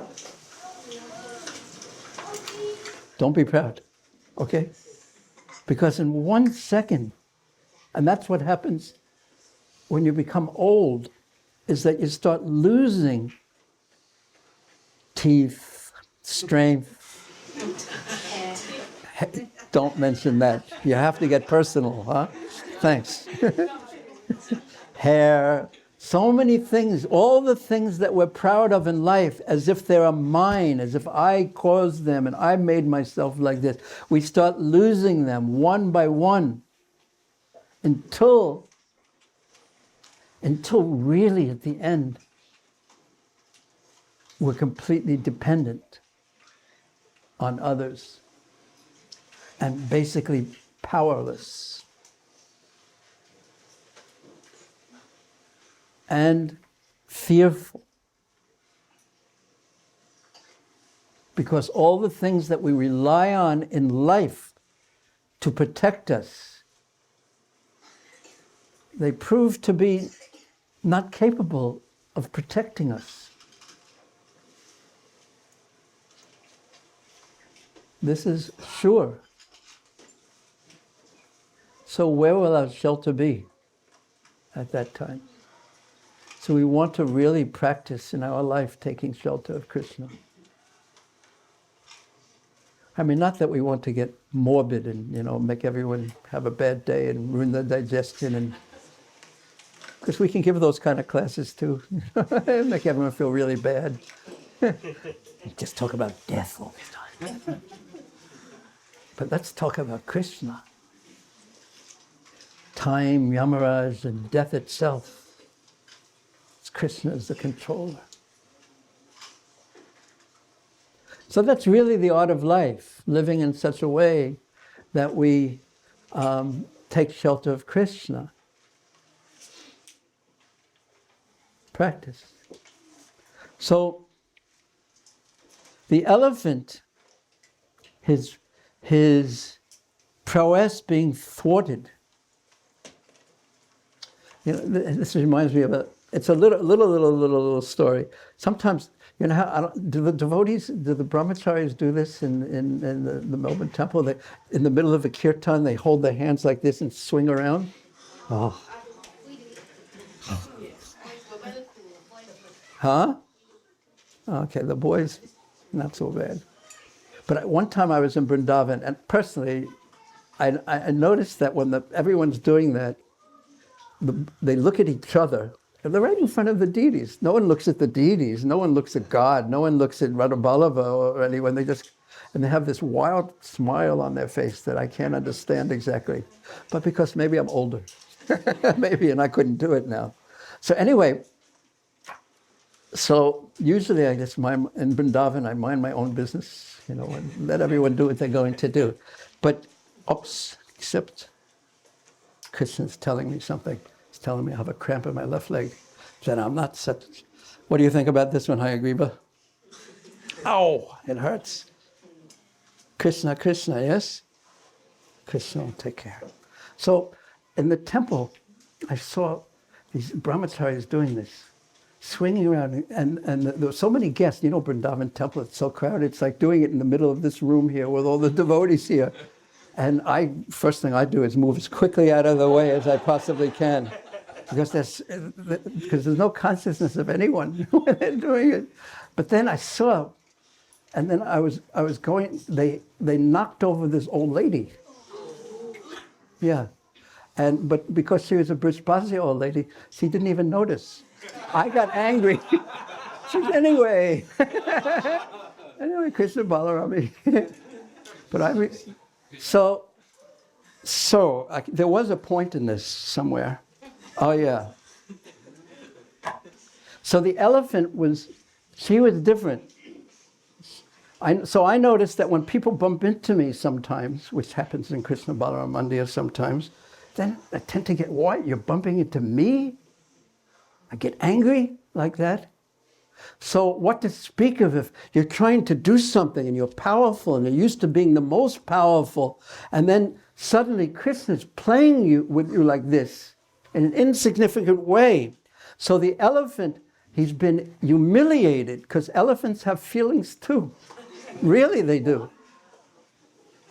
You know, sometimes some people, the keepers have mistreated elephants. Did you know these kind of things? And then a year later, the elephant is by the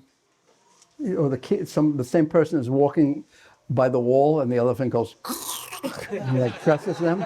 And therefore, in Vrindavan, whenever you see an elephant with its keeper going down, and then there's the shopkeepers, they always feed the elephant, because they want the elephant not to remember that they drove him away. The monkeys they hold sticks to, but the elephants they always give fruit to.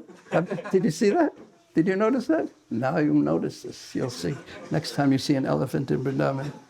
So the elephant got so angry that his power was thwarted. They have feelings. They have souls. They're animals, yes, and in animal bodies, but they have feelings. They have developed consciousness. This is astounding.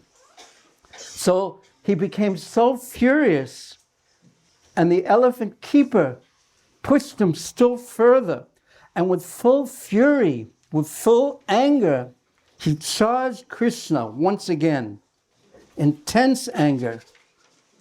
And then Krishna confronted the elephant, because what have I done? He confronted the elephant as he attacked.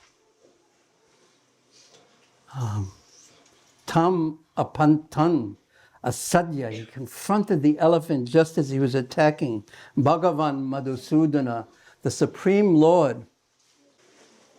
And then instead of the elephant seizing Krishna by his trunk.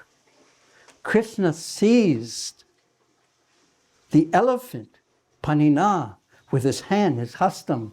So what does hastam, hat means? Means hand. So the elephant's hand, the trunk of the elephant is called it's his hand. So an elephant is because that's his hand, his trunk is his hand, he's called the hasti, an elephant. So then Krishna grabbed him by his trunk and pulled him down and made him fall. With one hand, Krishna did this. And then, with his foot, he climbed on top of the elephant. And he grabbed the tusk. And he killed the elephant. Stabbed him again and again and again. And he killed him. So someone may ask, well, what happened to the mahout? And the answer the Acharya is given, when you kill a dog, the fleas automatically die. So similarly, this flea-like mahout, he also died. And then... Did it come from the front or from the back? Who? Krishna on the elephant. Well, lions, that's an interesting question, because lions, but it's an interesting question that only Sweta would ask. He grabbed him by the trunk, right? So therefore, it doesn't say. But generally, because he's called Hare, and Hare also means lion. So when lions attack an elephant, they usually attack them from the back. But Krishna confronted him directly from the front, so he pulled him down. So I assume that he climbed up the front, because it would be unfitting of a warrior to then go around the back and climb up his back. But I can't say 100% for sure. But when we look at what Krishna does, if there are two ways of doing it, we accept that he does it the most glorious way. Because that after pulling him down and then walking around the back and going and climbing up the back door, it's just. But generally, when lions attack elephants, they climb up the back because the elephant can't defend. Did you know this? Did you know this? You know this. Very good. They climb up the back because the elephant can't defend back there. But Krishna wasn't afraid like that. So he, right in the front, pulled him down with one hand. He pulled him down and then killed him and killed the beast. And he is called Hare here in this verse too.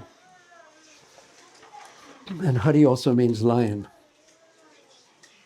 So,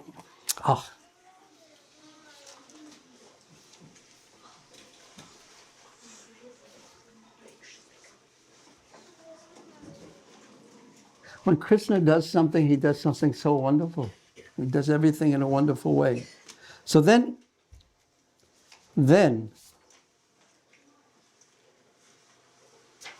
Krishna took the tusk out. And how many tusks does the elephant have? He took the other one out. And he walked over to Lord Balaram. And he gave it to Balaram. And Balaram took it and put it on his shoulder. And Krishna took it and put it on his shoulder. And Krishna sprinkled with the blood of the elephant, and Balaram also, because Balaram was following him. And the example is given by Srila Jiva Goswami. Is just like the shadow follows the hand. Naturally, Balaram stayed right next to Krishna through this whole thing. And Krishna presented it to him and said, the glorious deeds that one of us do will be shared by both of us. And he presented it to Balaram. And when Krishna did this whole thing, because remember he was dressed in this wonderful way because he had gained everything the night before, the day before. He was dressed in a wonderful way and he was wearing a wonderful garland. And before he started fighting, he took the garland and put it on his shoulder, just on his shoulder. And he took his necklaces and put it on his shoulder. And after killing the elephant, they were completely just sitting upon his shoulder, undisturbed. And Krishna's face looked like a lotus. And there was perspiration on Krishna's face. And his body had some drops of perspiration on it. And he looked so beautiful. And the elephant was blocking what? What was the elephant blocking? The door.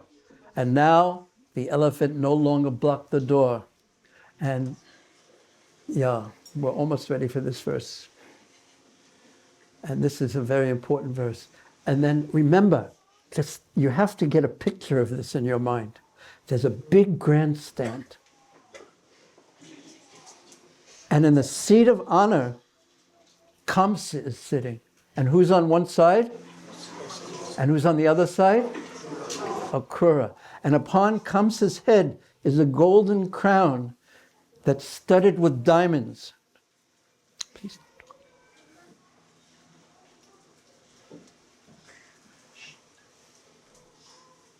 And naturally, Kaṁsa wants all the attention on him, and the giant wrestlers are there. And then Krishna and Balaram walk in.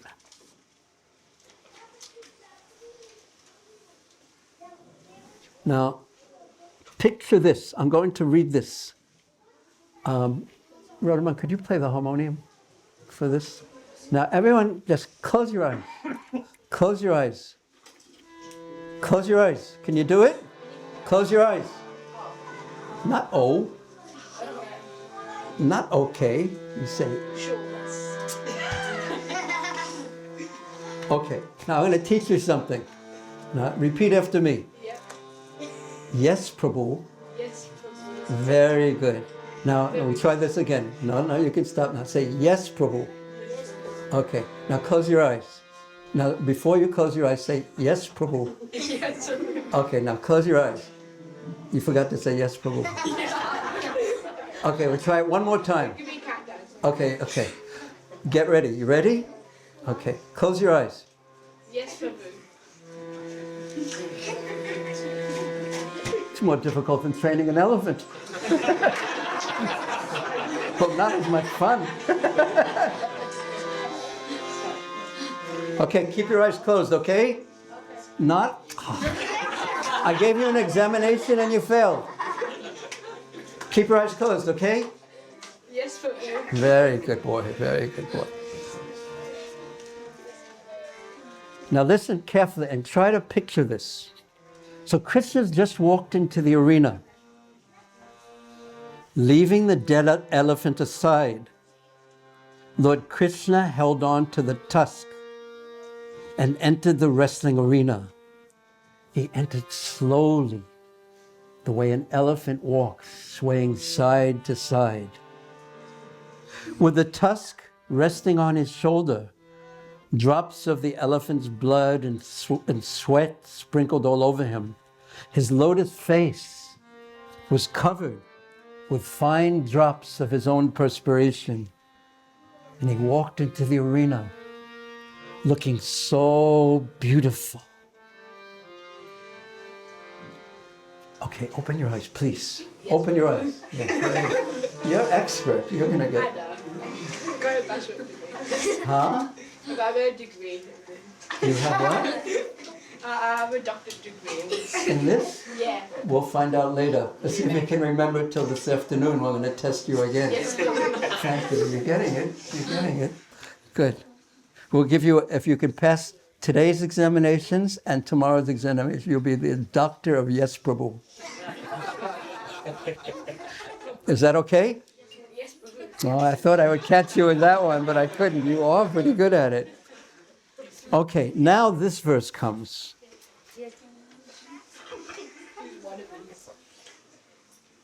Now, Krishna is doing this. You have to see this. He's walking in, and Kaṁsa thinks that he's the center.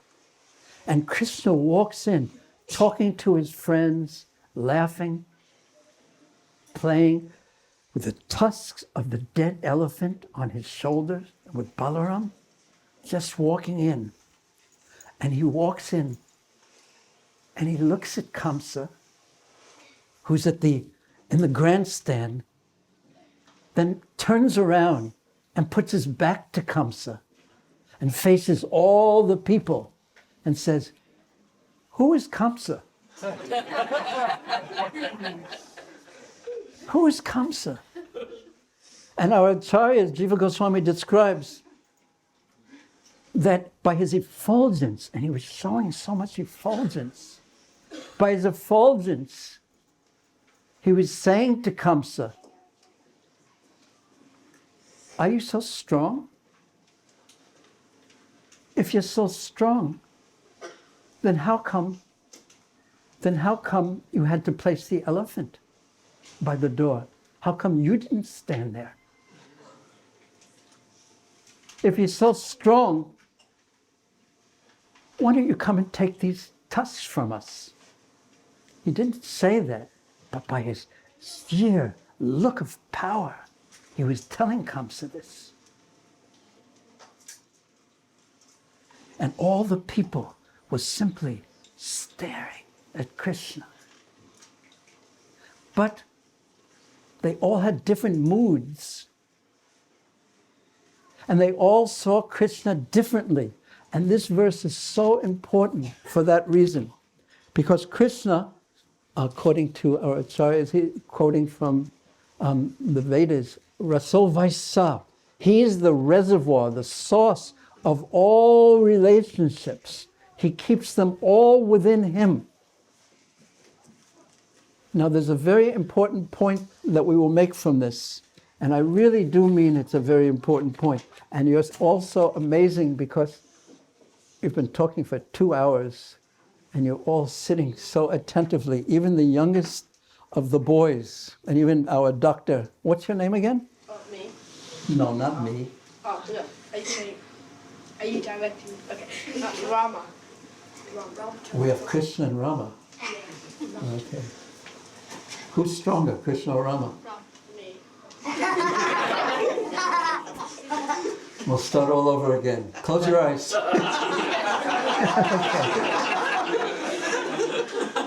I knew you wouldn't have the capacity to say that Krishna was stronger than Rama.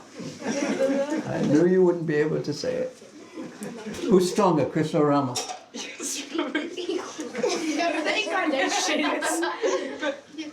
Okay, now we're going to have philosophy just to avoid this fact. Who is stronger, Krishna or Rama? They're equal, I guess. Krishna, okay. Huh? Krishna. Now you want me to say? I just wanted to ask you who's stronger, Krishna or Rama? Honestly? Huh? Now there's 3 words that are really hard to say. Yes. I don't know. Oh. Okay, I don't know, I guess. Yeah, I guess. Turned it into 5. Okay, but those 3 words are so hard to say. Now the 2 words, yes, Prabhu, are really hard to say, but those 3 words are even harder to say. Got it? Yes, Prabhu. Okay. Jai Shri Ram.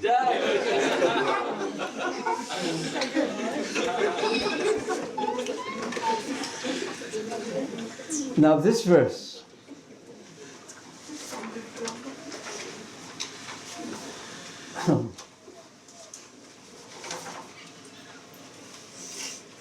Excuse me for a moment. Now, here's the point. Here is, in one sense, there are so many points that we want to make, but here is a point that's so important. Malaram Asanir, that the wrestlers saw Krishna as a lightning bolt. And they feared him. Nrinam Naravara, the people saw him as the best person. Strinam Smaro Murtiman. the ladies, the young ladies, saw him as Cupid personified. This is one Krishna. Gopanam Sajano. The Gopas, not only the young Gopas, but the older Gopas, they saw Krishna as Sajan. What does Sajan mean? Huh? Swadhana. Any Bengalis? Oh, what? In Bengali it's direct. I'm big. Huh? You're Bengali? Yeah. Sajan. What does Sajan mean? What? Oh, sorry. Ask my mom. Ask your mom. She will know. She'll know. It could be, before I make a joke out of that, I have to admit it could be my New York accent. That makes it impossible to understand. Mother, what does Sajan mean? New York accent. Sajan. Swadan. Sadhana. You know, what does it mean? Sajan. Mahaprabhu as Sajan. Your own people, relatives, generally translated as relatives. But they saw them as their own, the Gopas saw Krishna. These are our own people. They had an identification with them. Asatam Chiti Bhujam, the impure saw him in a completely different way as terrible because he was smeared with the blood of the elephant. Swapitro Shishu, the fathers saw him as their beautiful son. Mrityu Bhojapati. Who is Bhojapati? Kaṁsa. Who said that? Who said Kaṁsa? Yes. Very good. Bhojapati. So Kaṁsa saw him as Mrityum. Here is my death. He was confronted with Krishna and he saw him. Here is my death. Virad Avadushanam, that's the impure people. Tattvam Param Yoginam. The yogis saw him as Param Tattva, the supreme absolute truth. Yeah, please, boys. Please, it's very important that. Right here. And Vrishninam Paradevata, they saw him, the Vrishnis saw him as the worshipful deity, Vidito Rangam Gata Sagraja. When they looked out, they all saw Krishna and Balaram in different ways. It was one Krishna and Balaram, or two Krishna and Balaram. But according to their vision, according to their consciousness, they saw him differently.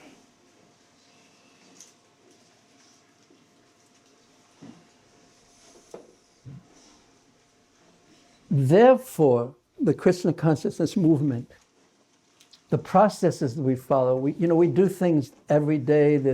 We stand before the deities, we chant our rounds, but the purpose is to purify the consciousness so that we can actually see Krishna and actually be with Krishna in the right consciousness. And what is the right consciousness?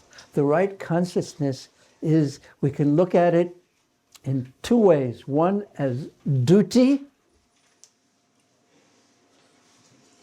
that I am Krishna, mama eva angsa jivaloke jivabhuta. I am Krishna's part and parcel.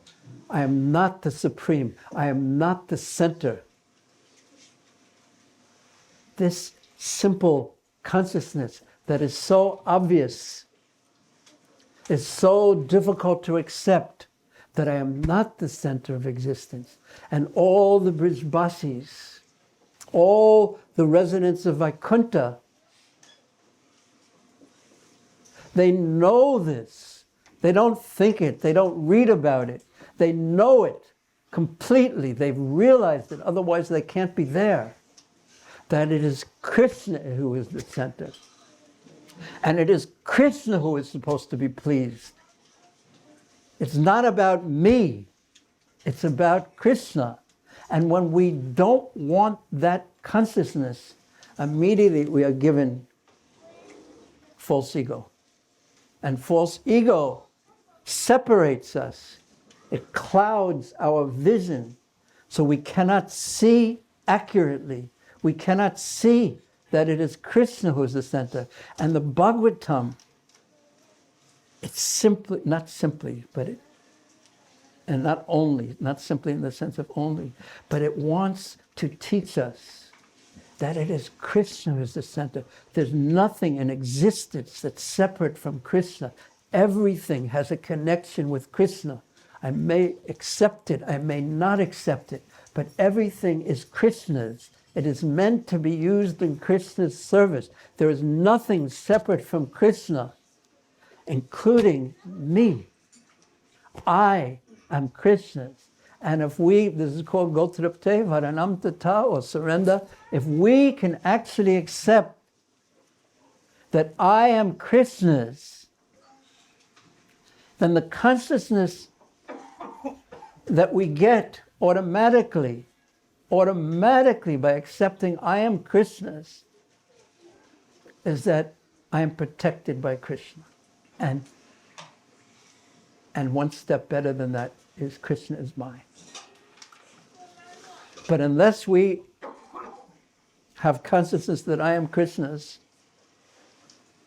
we can never think that I am protected, no matter if we're as strong as Kaṁsa, who could throw an elephant, who could defeat these mountain-like wrestlers, even if we have millions and billions and billions and billions and billions of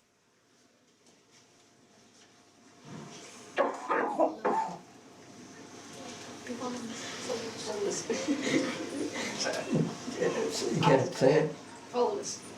Okay, good. That was a good answer. Followers. Even if we have millions of followers, we will still be fearful. Because there'll be someone else who's envious of us. Why do you think the kings of olden times and even the politicians, why do they have someone taste the food before they eat it? There's two people you have to be trusted if you're the king. One is the cook and the other is your barber.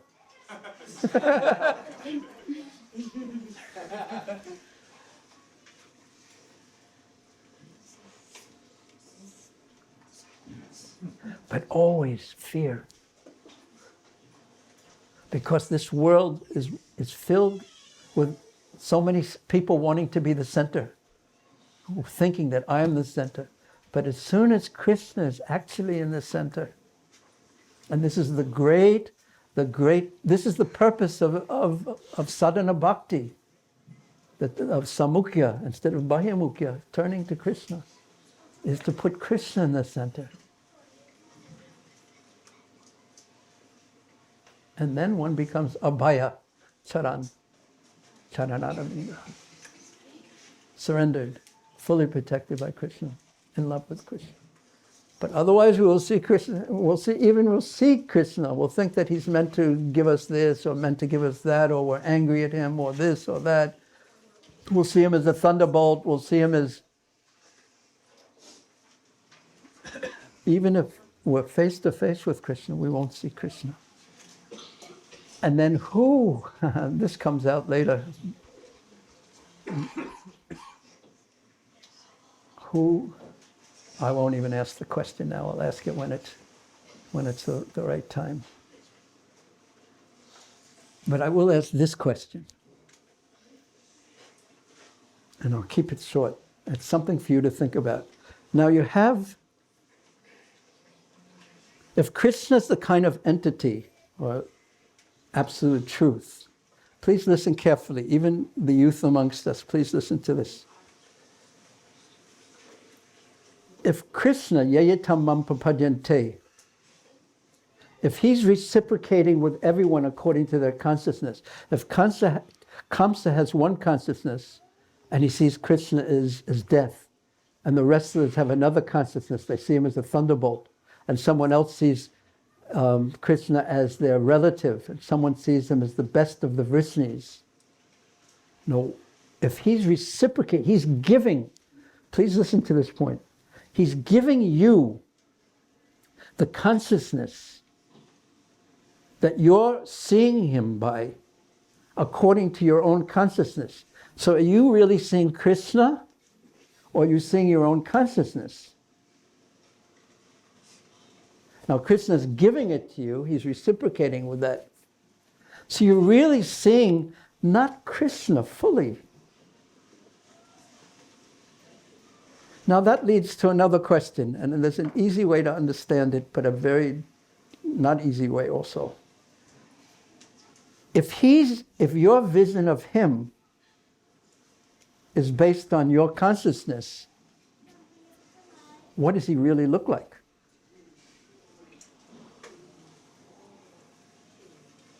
You understand my question? What is he really? Does anyone know what Krishna is really like? If he's just allowing you to see him according to your consciousness and reciprocating, holding up a mirror in one sense, not really, but in one sense, what is he really like?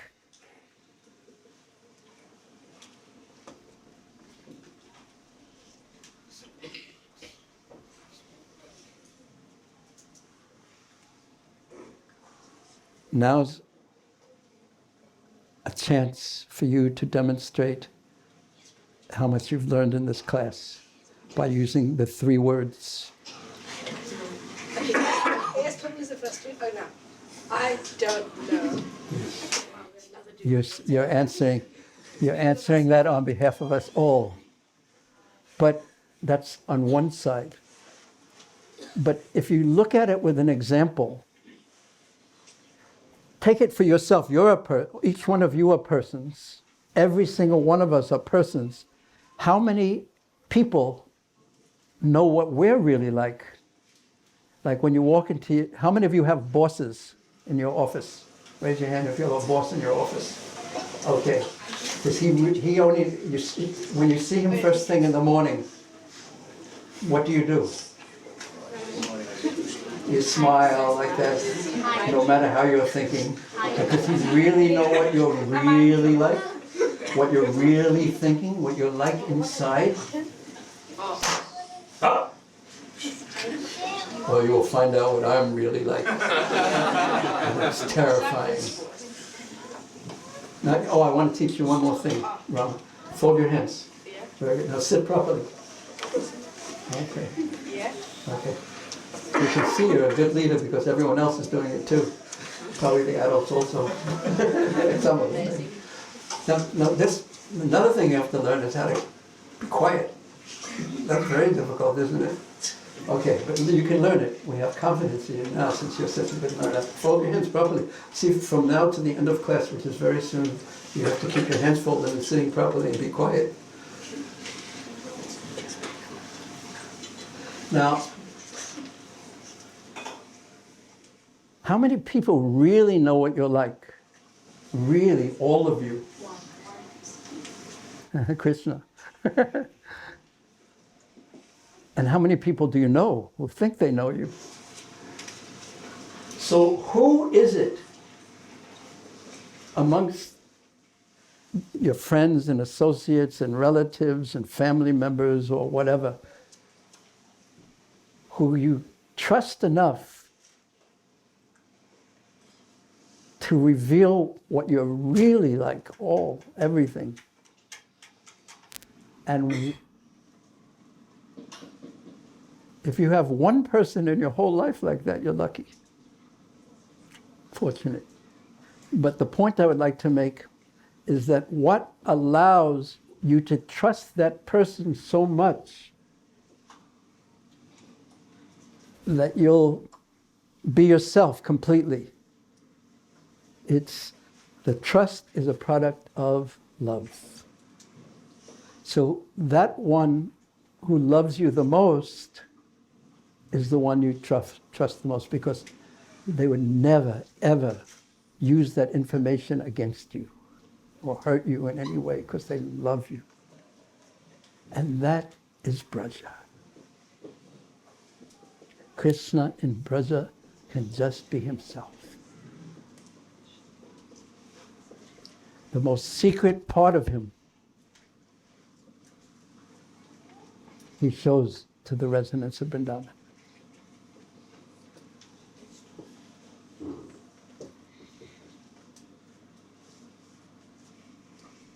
Because They love him in such a special way. And Mahaprabhu, he comes to distribute this through the chanting of the holy names. And Prabhupada wanted to spread all over the world, the whole Guru Parampara, Nityananda Prabhu, everyone, to spread this, to taste the most intimate, sweetest, ecstatic relationship with Krishna.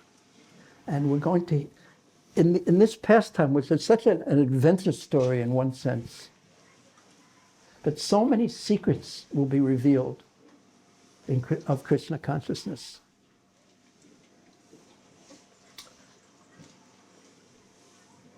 I should stop now. Okay, thank you very much. And we shall try again this afternoon. At what time? 4. Okay. Please come on time. Yes? Thank you. Thank you, Rama. And thank you all, especially all the boys and all the adults and the girls and everyone for being such good hearers. Even though I'm like an empty cup, I was able to say something by all of your mercy. And so thank you very much, and we shall see you later, Krishna willing. Srila Prabhupada ki jai.